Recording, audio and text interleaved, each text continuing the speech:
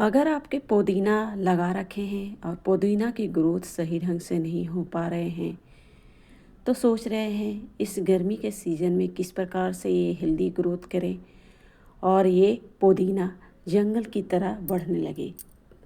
तो hello friends, आप सभी का स्वागत है फिर से एक नए वीडियो के साथ। आज के इस वीडियो में एक ऐसे फर्टिलाइज़र बनाने जा रही हूँ जिसका यूज आप पुदीना के पौधे पर, मिंट के पौधे पर करते हैं तो ना आपके मिंट के पौधे की हेल्दी ग्रोथ होती है बल्कि दूनी तेज़ी से ये बढ़ते भी हैं। तो चलिए जानते हैं वो कौन से फर्टिलाइज़र हैं और किस तरह से बनाए जाते हैं और किस तरह से आप यूज कर सकते हैं। पुदीना मिंट्स के फ़ायदे आप सभी लोग इससे वाकिफ़ होंगे। इसके किचन गार्डन में भी यूज हैं और इसके मेडिसिनल फ़ायदे भी हैं। तो इस समय पुदीना की ग्रोथ भी सही ढंग से होती है क्योंकि ये विंटर में थोड़े से डोरमेंसी में चले जाते हैं।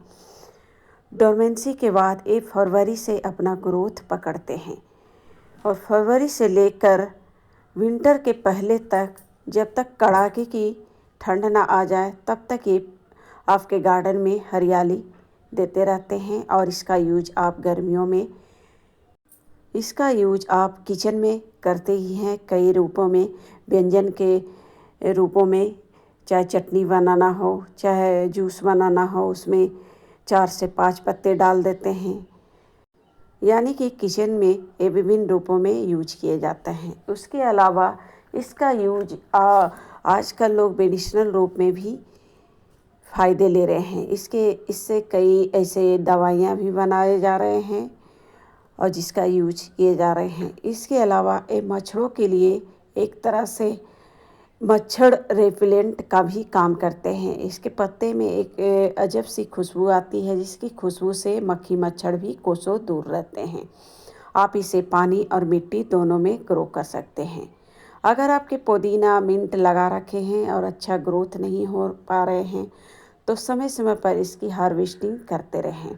और इसे लगाने के लिए आपको कोशिश करनी है, जो मिट्टी बनानी है बिल्कुल भुरभुरी, यानी कि मिट्टी उसमें रेत कंपोस्ट मिली होनी चाहिए। यानी कि मिट्टी, अगर मिट्टी की रेशियो की बात करें तो 40% रेशियो में मिट्टी ले सकते हैं और 20% खाद और 10% रेत और 10% के करीब कोकोपीट मिलाकर पुदीना को लगा सकते हैं।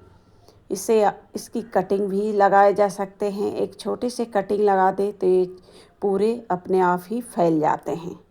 और सबसे बड़ी बात है कि इसे आप कोई भी पॉट में लगा दें, थोड़े से ध्यान देनी, चौड़ाई वाले पॉट में लगाएं तो ये चौड़ाई की तरफ विशेष रूप से बढ़ते हैं। तो सबसे पहले आपको समय समय पर इसके सूखे ब्रांच को भी समय समय पर काटते रहनी है। इस तरह के लंबे लगी ब्रांच, अगर उसमें पत्ते नहीं हैं तो आप उसे कट करके हटाते रहें। समय समय पर कट करके हटाते रहते हैं तो ये प्लांट और भी घने रूप से बढ़ते हैं और इसकी ग्रोथ भी दुगनी तेज़ी से होती है। यानी कि इसमें अच्छी ग्रोथ के लिए आपको समय समय पर इसकी हार्वेस्टिंग भी करते रहनी है।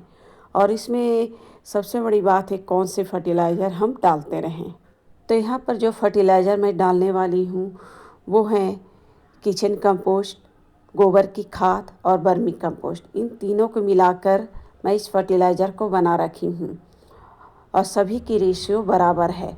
और बस इसका यूज आप 15 दिन में पुदीना में करते रहें तो आपको अच्छी ग्रोथ देखने को मिलेंगे।